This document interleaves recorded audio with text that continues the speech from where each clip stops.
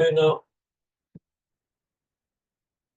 remember Green's theorem.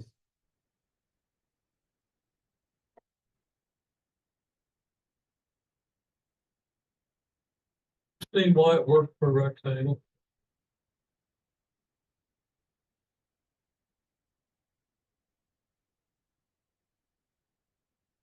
And what we're measuring, if we integrate p dx plus q dy around the boundary of a rectangle, we get the integral within the rectangle of qx minus py. Okay. In other words, we can get the circulation around the boundary of that little rectangle. Okay. By doing an integral over the interior of the rectangle. Couple minutes. Well, we want to talk about the circulation, so we've got a bunch of these. I'm not going to draw circulation in each one. But if we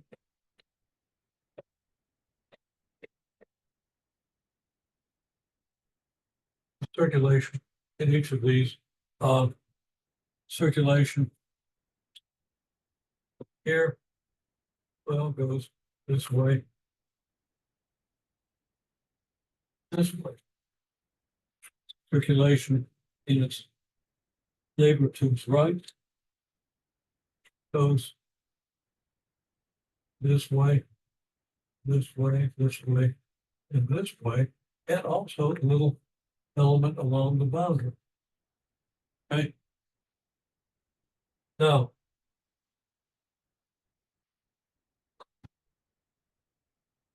have then on this little common segment of the two rectangles, we have one integral going this way, another integral going this way. They're going to cancel each other out. Okay.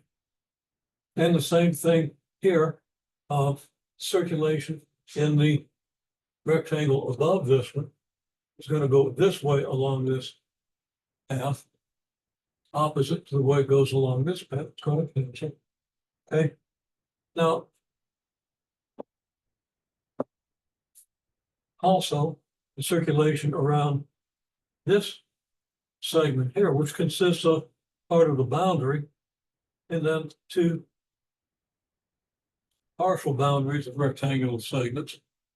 Well, the part of this along this partial boundary here, well, for the higher rectangle goes this way, for the lower rectangle, we go this way on this little segment of the rectangle. Okay. But we don't have anything to effectively cancel out what we get along this segment because that's outside of our boundary. Okay. So we get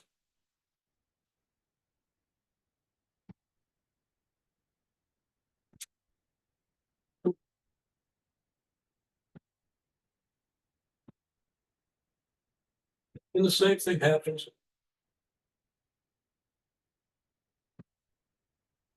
at the part of the boundary that intersects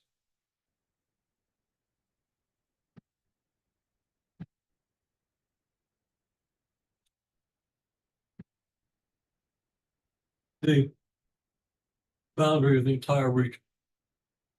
As a result, everything cancels out except the parts along the boundary. And then if we take limits as sizes of all these things freak to zero, and there's a little technicality there. That's all I'll say right now. Okay. Then we have exactly the line integral around the boundary. So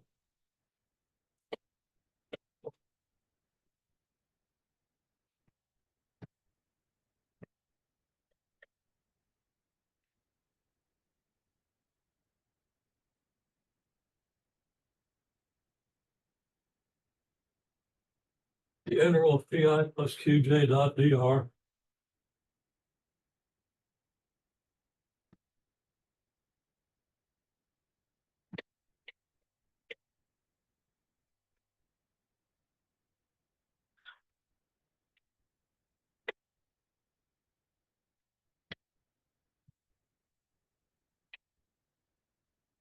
around the boundary, it's equal to the double integral of x minus 2y dA over the whole region. And I think it both wants to use D. D being the region enclosed by the curve, this integral being a closed interval around the curve. Okay. Well, that's just what Stokes' theorem says about any region in three-dimensional space. Okay. So if we have, for example, a parabola,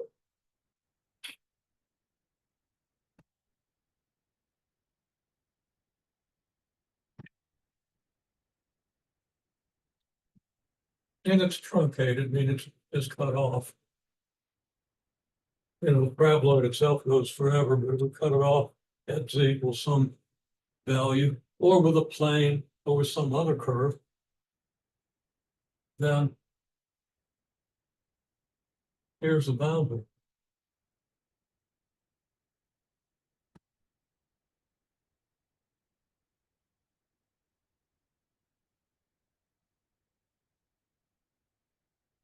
Okay, so we go around the boundary, let's say clockwise, counterclockwise.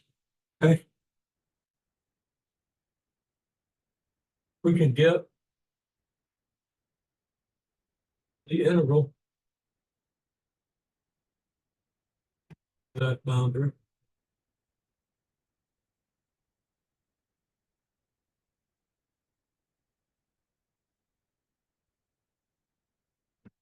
of f dot dr. That's the circulation.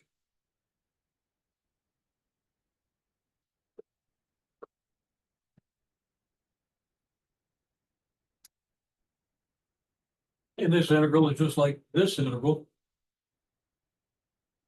except it's got three components, and now we're in three dimensions. It's a little harder to prove this. And we're not going to try to too late in the semester. And the main thing we're probably going to need is just being able to use it. Okay. I think it would be that this circles spend time proving it. Just kind of extends what we do with Green's theorem. It gets a little more complicated. All right.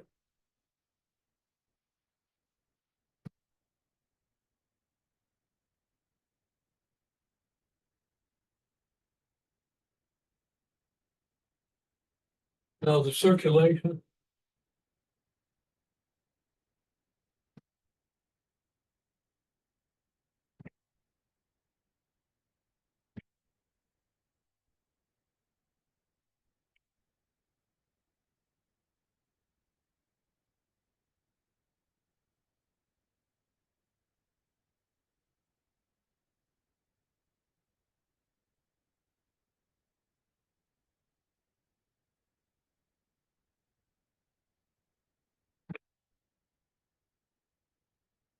Circulation through the surface is sum of all circulations. We know that del cross F is a measure of circulation. We've been talking about it that way. Your book has referred to it in several cases, explained it to an extent. Except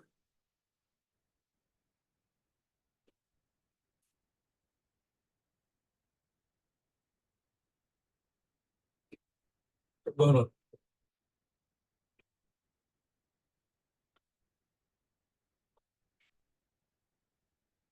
qualify this. All the components of the circulation, del cross F.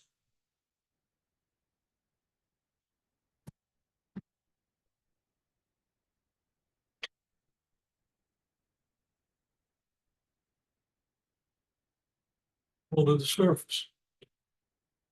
Now that requires a little bit of explanation.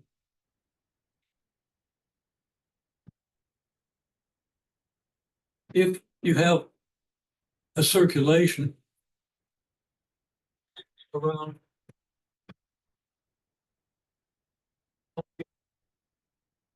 base,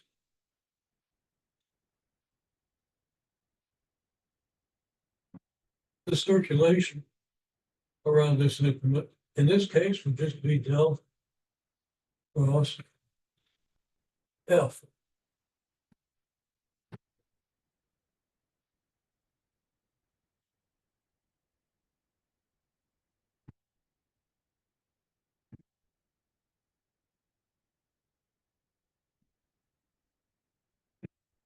The circulation would be del cross F. Del cross F for a function defined two variables, pi plus qj. What's the cross product of the del operator with pi plus qj? Okay, well, I'll kind of do that up here.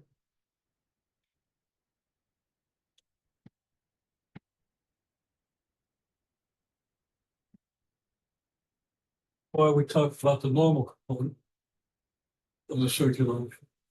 Del cross F, del cross pi plus qj is to do the determinant I and k over to do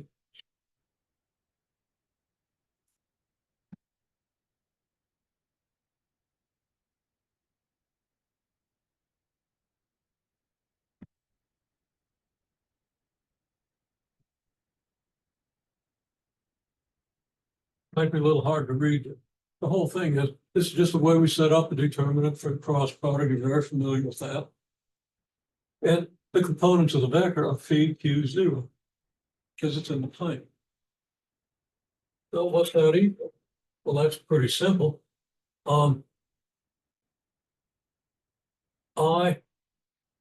times the determinant you have left over here is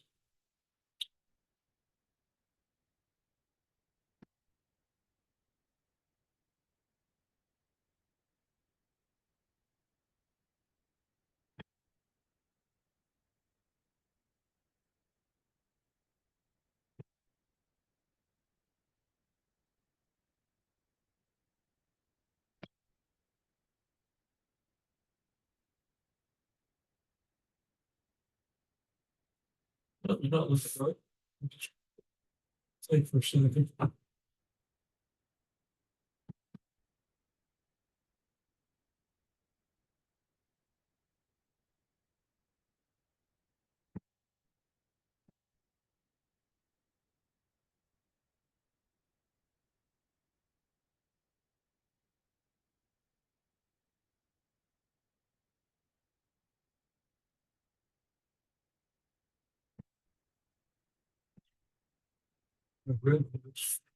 Here we get to qx minus py times k.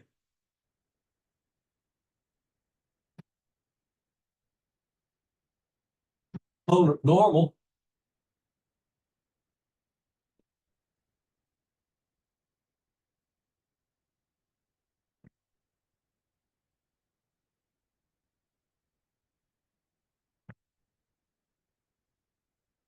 is qx minus py, which is what we integrate over the surface to get the entire circulation around the boundary, okay? So notice that add words, okay. Thought I didn't say them. Okay, qx minus py is same as qx minus py. And this is what we integrate over the surface to get circulation around the boundary. Well, by analogy, we want to get the components of circulation normal to our surface. Okay, that's why. So we integrate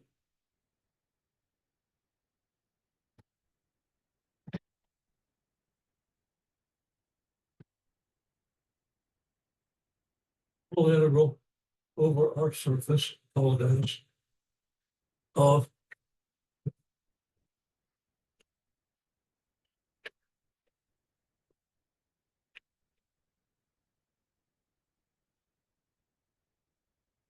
del cross F dot your unit, your normal vector, unit normal with respect to area, or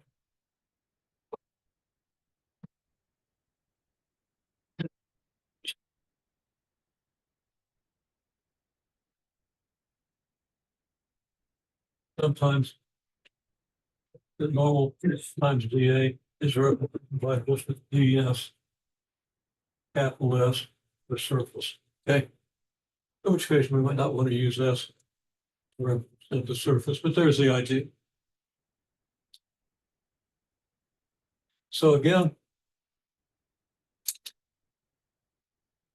it comes down to,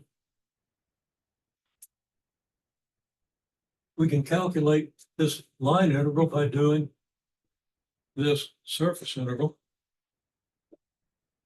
or we can do the surface integral by doing the line integral. And that's really what comes down to. That's just a matter of technique in these things. If you can set up the parameterization of the surface, then it's fairly easy to write out the surface integral. And if you can set up the parameterization of your curve, your boundary curve, you can write out that integral. Now, whether the integral is something you can do integration technique on or not, that just depends. This is a sign. I read this thing, I forget in what context I was reading it, about some, top-notch mathematician teaching a class, in a more advanced class, class way beyond this one. Advanced undergraduate class probably. And student, he had 5 minutes left at the end of the period. And the student said, I've got 5 minutes left. There's this integral I can't do. Can you maybe explain it? The other guy looked at the integral, stood there thinking for a couple minutes. And then he wrote out this incredibly complicated U substitution and worked at it for like 30 minutes. While everybody in classes back in the days when everybody had to stay there, and it was lunchtime. So they were kind of mad at the guy that asked the question. And the guy just, very soft-spoken professor, just went on and just went on, really concentrated on it. He said, now, here we see that this integral simplifies to this, which anybody can do. And he did it in his head. He figured out the U substitution in his head. That's pretty impressive. I don't know what the integral was. I kind of like to look at it, but I'm a little afraid to.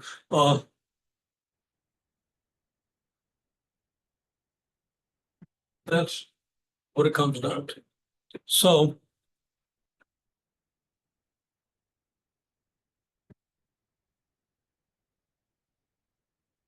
if you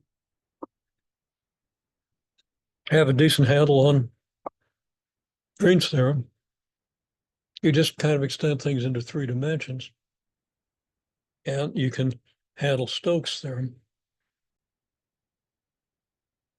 Okay, so I'm going to kind of think through this. I'm going to kind of drag it out of if I need to. Okay. Here's our function.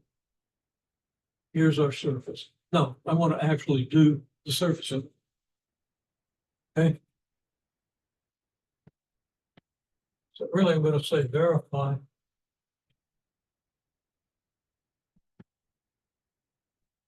Stokes theorem.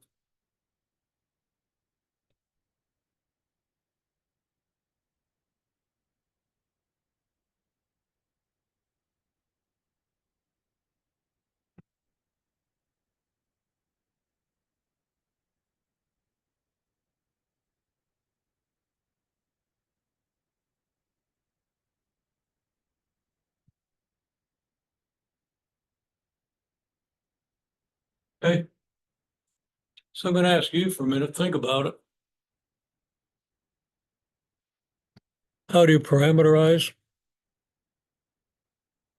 the upper half of that hemisphere? And what constitutes the boundary of this surface? Okay. So what's the boundary? How do you parameterize it? What's the surface? How do you parameterize it? Okay, so we stop and ask you two questions. And I'm not sure I wrote down the second question. First was describe the surface in terms of two parameters. And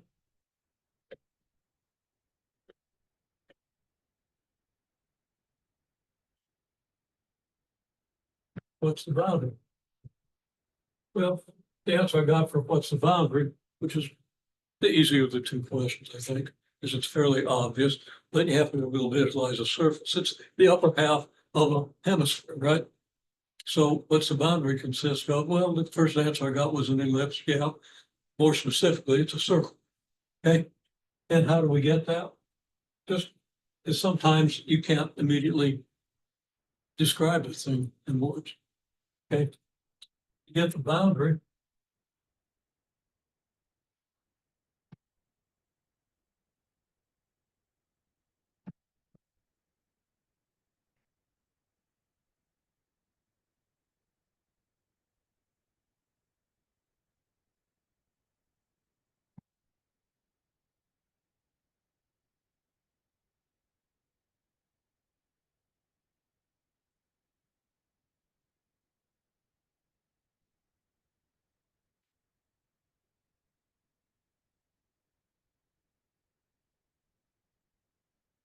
Okay, and I think everybody knows this. But how do we do this? We intersect the surface with the XY plane. What do you know about the XY plane? Z equals zero. It's a plane Z equals zero, right? So we get x squared plus y squared equals 9, and we get a circle of radius. If we were intersecting it with the plane Z equals 1, take a hemisphere or sphere of radius 3 centered at the origin and truncate it with the plane Z equals 1. What would we have to do? Well, Z would be 1, so x squared plus y squared would be 8. And Z would still be 1. And when we parameterize it, we have to take all that into consideration. Now, this simplifies it, but it's Z equals 0, and we immediately know this, right? So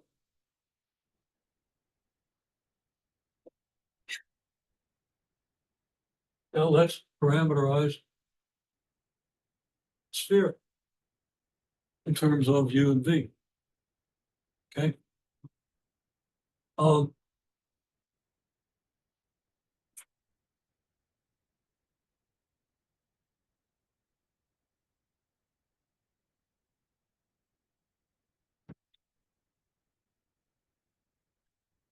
Not even parameterizing the hemisphere yet. There's a simple description of that. Okay. Let x equal U, y equal V. Then Z equals the square root of 9 minus x squared minus y squared equals the square root of 9 minus u squared minus v squared. So your R vector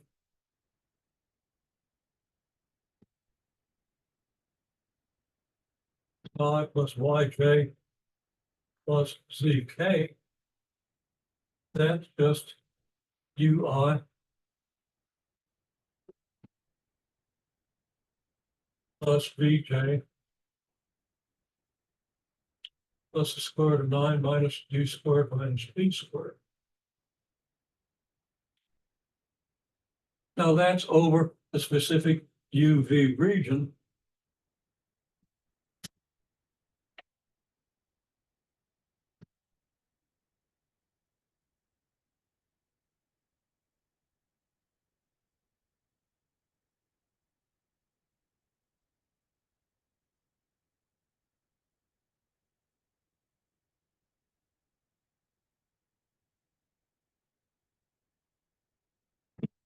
Where U and V parameterize a circle of radius 3.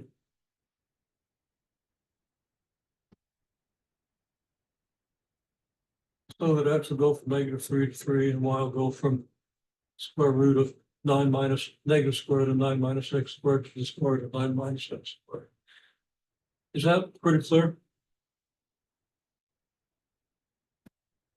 As a number of the problems you've done have dealt with circles and doing integrals over circular regions and stuff like that. And that's pretty much how we set them up. So our R vector, give me any value of u and v with these restrictions. It gives me ultimately a point in the xy plane because u and v are equal to x and y respectively. And it also gives me a z coordinate up there on the surface. Okay. So there's my R vector.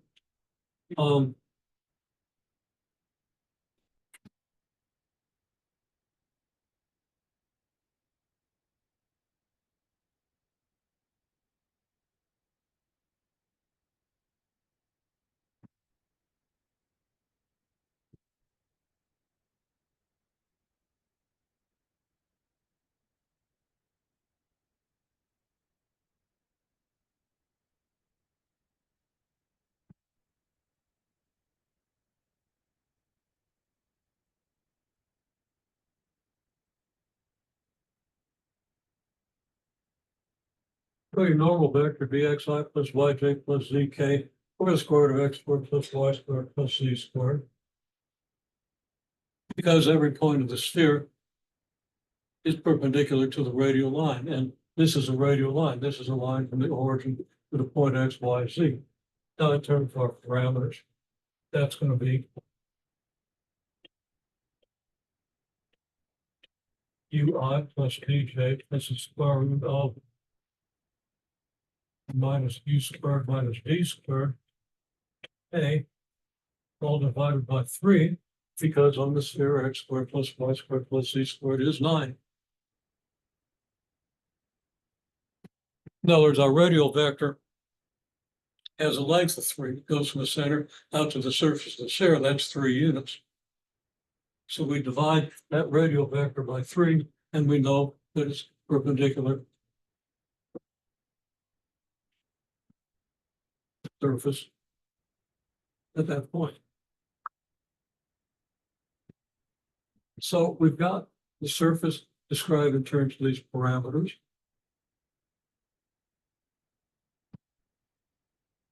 And when I wrote my f, I haven't used it yet, fortunately, it's xi plus 2yj plus 3z a.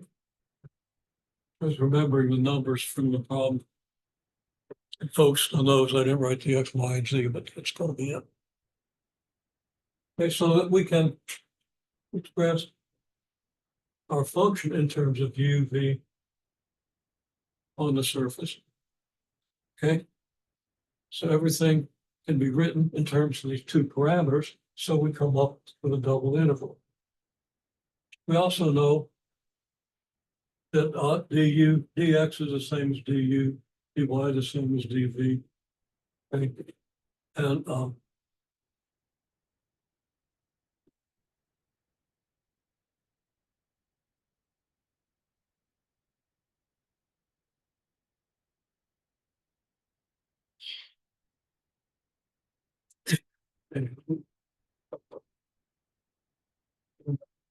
don't use that. Well, why I mentioned it. Okay.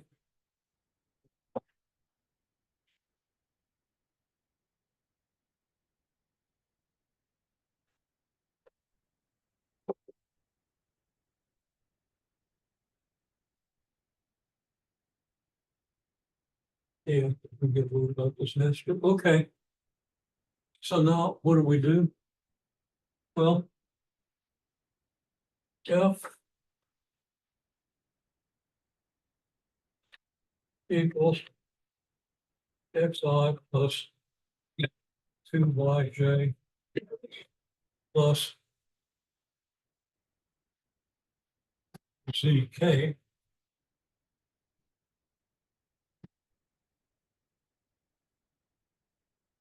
And when I wrote this down,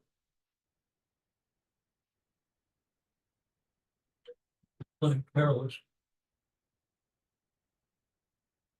I wrote f dot n, and that's not part of Stokes theorem. It's curl of f dot n.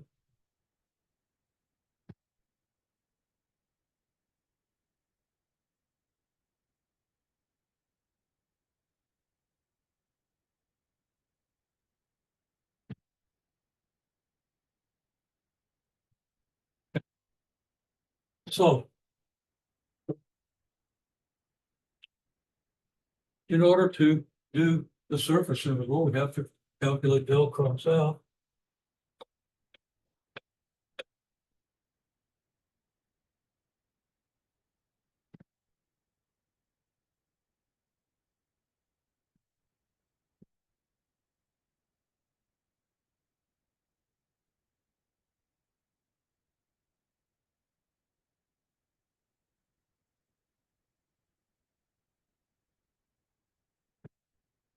The partial of y, with respect to y of z is 0, partial of z with respect to y is 0.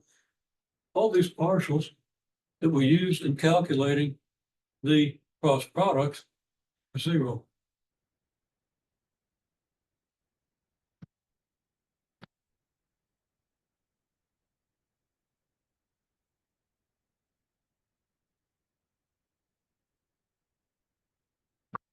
Now, I don't necessarily have a quibble with the text, but I have noticed that the answers to too many problems are 0.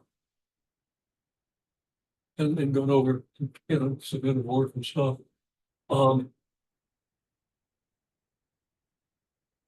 I chose the problems.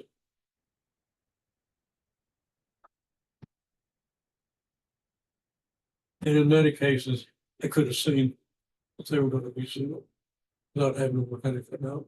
So I probably should have looked a little more carefully. But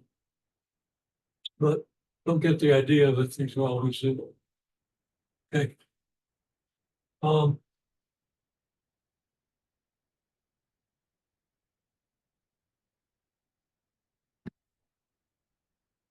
fact that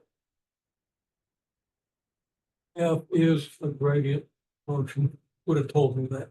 Okay, I've looked at this. It's easy to see that's a gradient on x squared over 2y plus y squared j, x squared over 2 plus y squared plus 3 halves, 2/3 z squared. Okay, 3 halves. So you see, what we would normally have to do, we'd normally have to take whatever this gradient is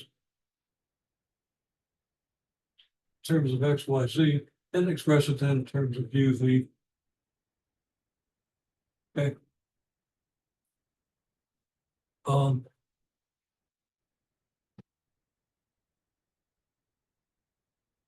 R vector.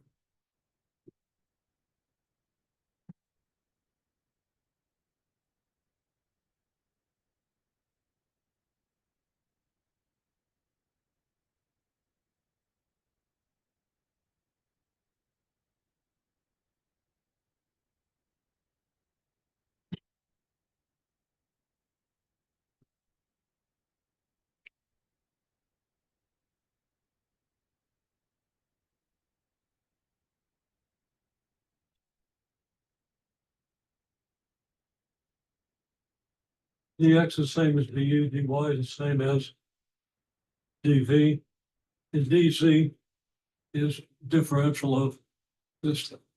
Okay. So if we had to do the dr and integrate dr, we'd have to do all. Okay. So this thing comes out 0. It's not that interesting an example.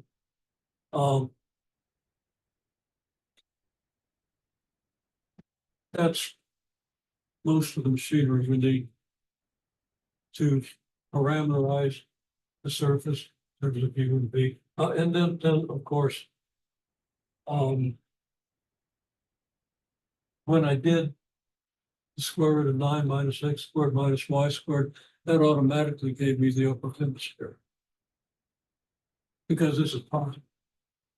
Okay. If you want the whole hemisphere, you got to go all the way up to 9 minus the square root of x squared minus y, or the whole sphere.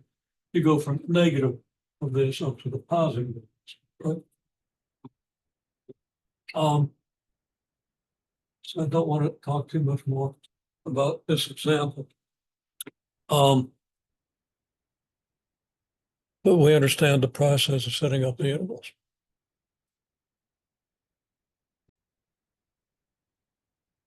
And I neglected to mention that if we are then going to do the actual surface integral, it turns out to be unnecessary here since the integrand is 0.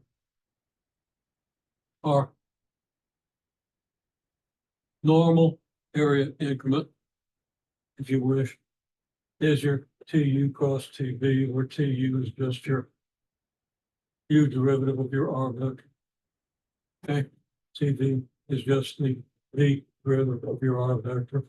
And here are the derivatives, which are straightforward. Square root of 9 minus C squared minus V squared. By the chain rule, you're going to get a negative 2U in the numerator. You're going to get a 2 times the square root in the denominator, and 2 divide out. And here's what you end up with. Okay. If you've got a question on that, ask me to explain it a little further. But that's again something that's pretty straightforward. You just write down the chain rule, and there it is. So we would end up with the integral of 0 times all this, and our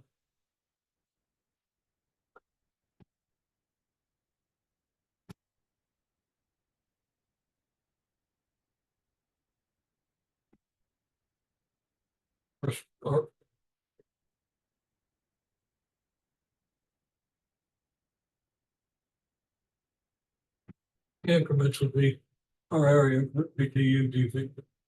Here's your normal vector. Okay, that's really unnecessary to use u and v in this case because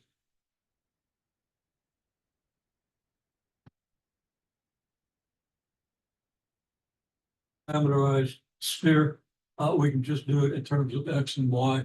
We don't need to go to u and v, but I wanted to do it in terms of u and v. If we'd written down x's and y's instead of u's and v's, it would have worked out just fine. But in general, if you had like x squared plus 3 for your I component, and square root of y for your j and all the other stuff, a more complicated surface, you'd really have to go to the parameterization.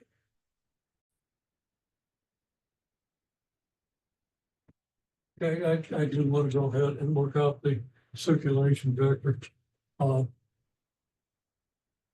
circulation integral of f dot dr around the bound. Okay, so how much more do I have? Then open.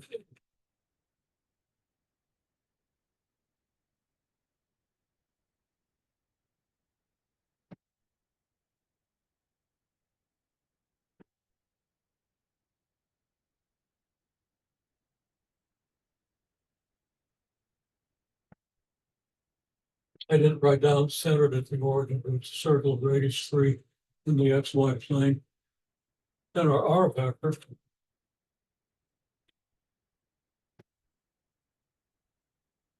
equals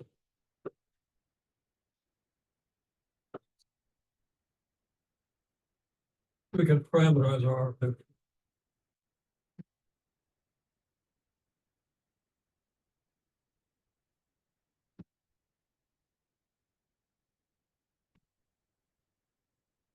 Just in terms of theta. I'm not going to use my U and V because theta suffices in the unit circle. Incidentally, we could have describe the surface in polar coordinates very easily, and everything would work out. Well, especially since the cross product is zero, everything works out nicely. But when we do the integral here,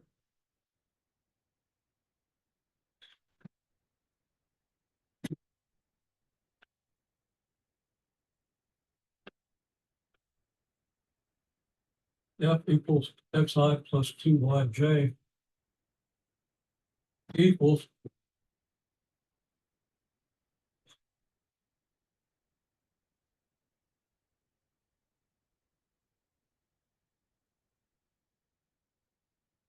theta I plus 6 sine theta j, right?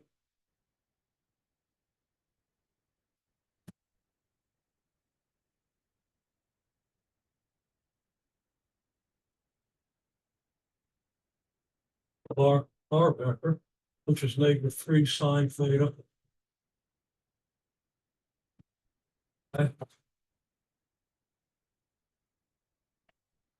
plus 3 cosine theta j. But what we're integrating is m dot dr around the boundary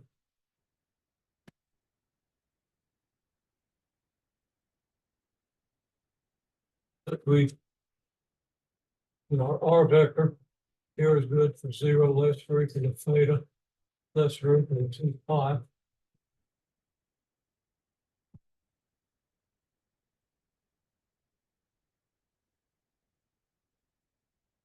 So that we're integrating from 0 to 2 pi.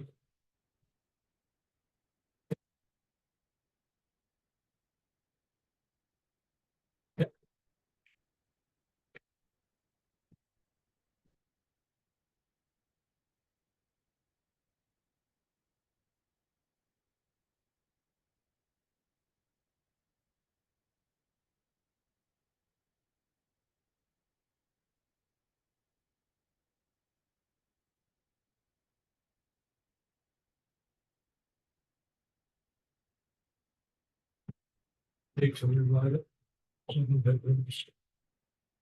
Which is my d theta. Just what I wrote down, we're doing a differential, it's dr equals 3 cosine theta d theta times I plus 6 sine theta d theta times j. But I'll factor out my d theta and just write it here. Is that okay?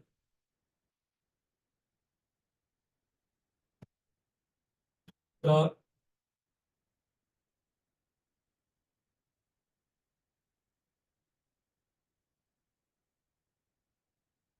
is that right?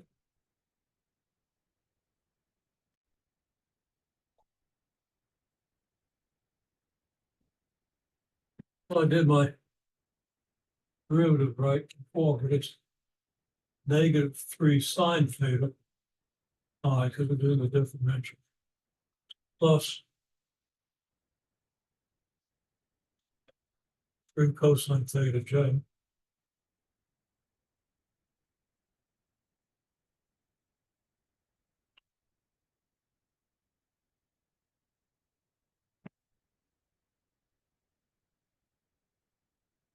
Okay, so I've garbled this a little bit, but we understand that the boundary is a circle of radius 3. The R vector could be written as 3 cosine theta I plus 3 sine theta j. Our function f in the xy plane has z equal to 0. So we just have the I and j components, and there's our f function in terms of the parameter theta, which goes from 0 to 2 pi. Okay. And then our dr, if we just do that carefully and write out the differential, we're going to get a negative sine theta here. So we're going to get a d theta, and going to get a cosine theta here and a d theta. And then we just write out what we have. Dot product of this with this, and turns out then that is really hard to write down here. the integral from 0 to 2 pi. We're going to get a cosine times a sine, then we're going to get a sine times a cosine. Here we're going to get a 9, negative 9 sine cosine. Here we're going to get an 18 sine cosine. So we've got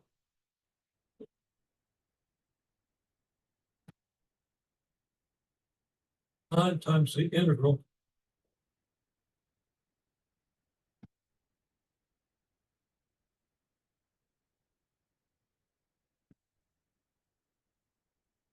sine theta cosine theta d theta. Now, just by symmetries, this expression is negative for exactly the same part of this interval from 0 to 2 pi as it is positive. Okay. In the first quadrant, both of these are positive. In the second quadrant, one is positive, the other is negative. In the third quadrant, they're both negative. And in the fourth quadrant, well, the sine is positive and the cosine is negative. Okay. So in the first and third quadrants, we get positive values. In the second and fourth quadrant, we get negative values. They go through exactly the same values and exactly the same intervals, not always in the same order. So it has to give you 0. Now, if we do a u substitution, let u equal sine theta, so that du equals cosine theta d theta. Okay.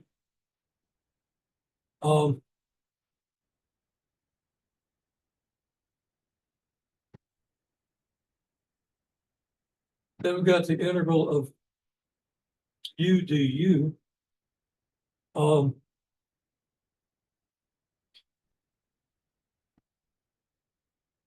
The limits on the integral, since u equals sine theta, sine of 0 is 0, sine of 2 pi is 0.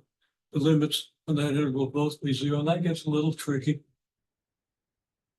So you might even want to break it down into quadrants, but one way or another, it's easy to see that integral is 0, which it had better be, since that was the integral of our curl through the, since our curl was 0, the integral of the curl with anything is going to be 0. Okay.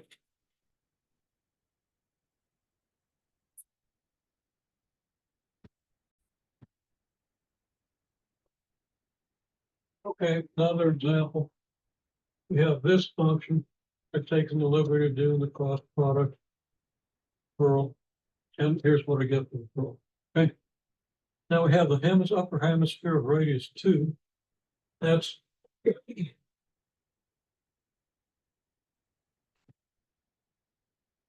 squared plus y squared plus z squared equals 4. And I'll just parameterize that as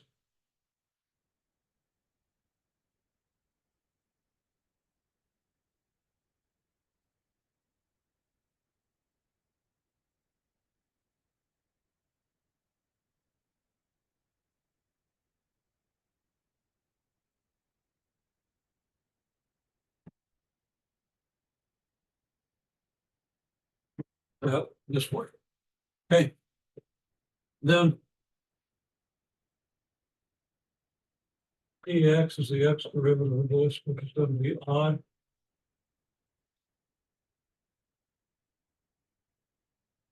minus x over square root of 4 minus x squared minus y squared.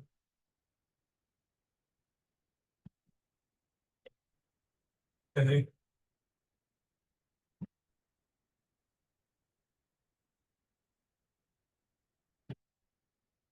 Square root of x squared minus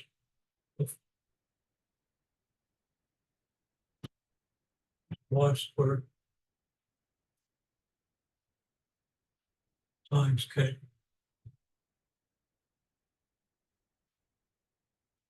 Now we understand what I'm doing here in y cube, right?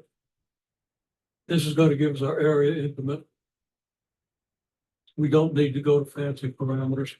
Don't need Q's and V's because, again, they're very simple. circle. So that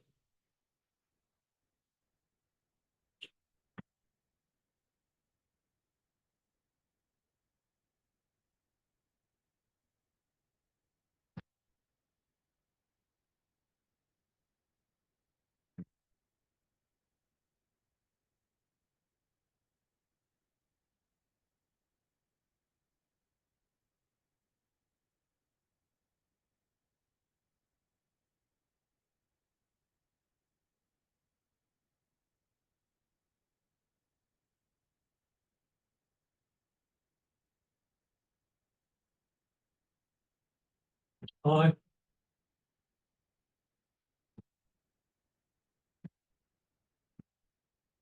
J, K,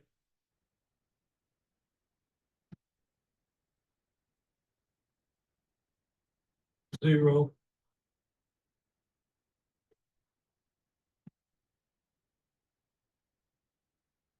negative x over that square root. M T Y is 0, 1,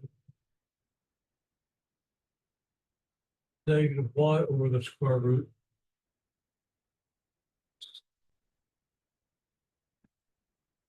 C, we're going to have I times negative x thing. And the J times negative y thing, but that's going to be negative, but that's going to be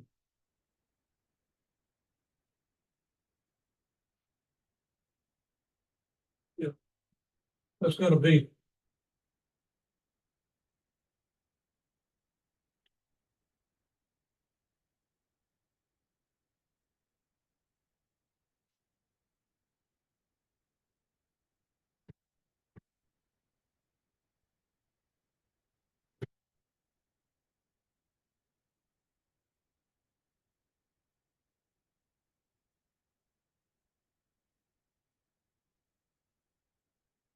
that makes sense. Again, we got our R vector, we got our Tx and our Ty vector by taking derivatives of the R vector. And we do the cross product, and it's pretty straightforward. I don't guarantee I got all the signs right, but I think other than that, it's kind of right.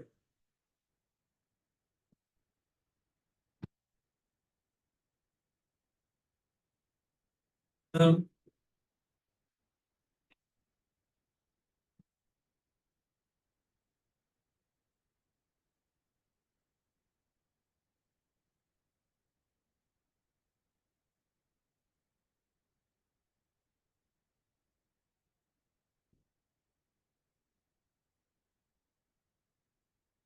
the integral of f dot Tx cross Ty dA.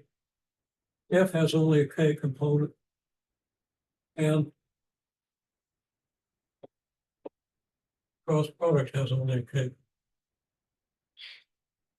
So it's just a double integral of, I'll go ahead and distribute the two through here.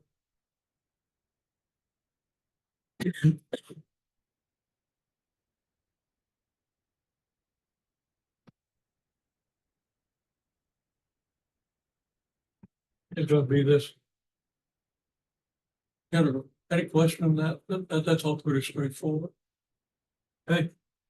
Now we got to put limits on the integral. We're going to do it in terms of x and y, which is just fine. We're going to let x go from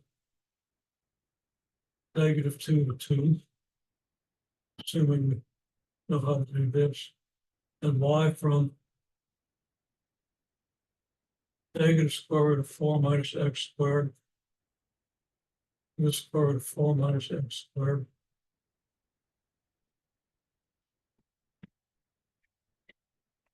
It's going to see it from -2 to 2.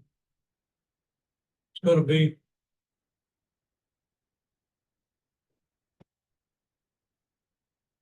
negative y squared plus 2y evaluated at negative square root of 4 minus x squared, which I won't write out here. It's understood that these two square roots are these two, one negative, one positive.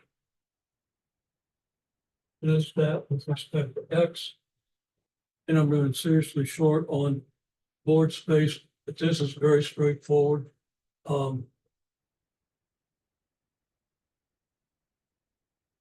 Y squared is going to be the same at the upper and lower limit, since we're just squaring two things that are equal except for sign. But the 2y is going to reinforce. And we're going to get 2 of this minus 2 of the negative of this. That's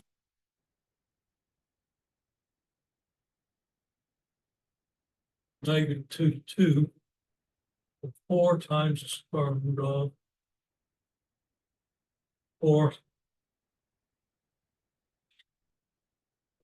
minus x squared dx. Okay. Then let x equal sine theta. So the dx is cosine theta d theta, and go from there. Okay. I'm not going to have time to finish there.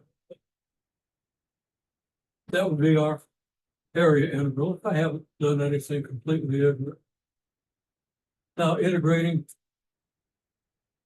this function around the boundary will be very much like what we did here, except this isn't going to come out 0, neither's that. They should come out the same.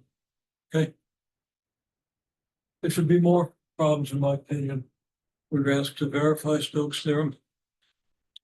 And I'm probably going to assign the only problems that do that, which are like the first 4 or 5 problems, 2 of which I've worked on. So you can fill in the details there. If I did something wrong, discover it, tell me about it. Okay. But we understand the process. If you got a different way that you prefer to set up these things and parameterize them, there are all kinds of choices. That's fine. Okay. You got a question? All right. But I think hopefully now we understand what Stokes theorem says, which is just we integrate the normal component of the curl over the surface, and that adds up to the circulation around the bound. And I think in most of the problems that occur in this section, and certainly most of the ones that I'll assign, doesn't matter if I want to assign you a wild card, but probably not more than one, and maybe not any at some stage of the semester. They're simple surfaces. Okay. Sometimes not completely simple. Take a cone, cut it with a slanted plane, might have to work on. Okay. But mostly hemispheres, paraboloids cut by double planes and stuff like that. Okay.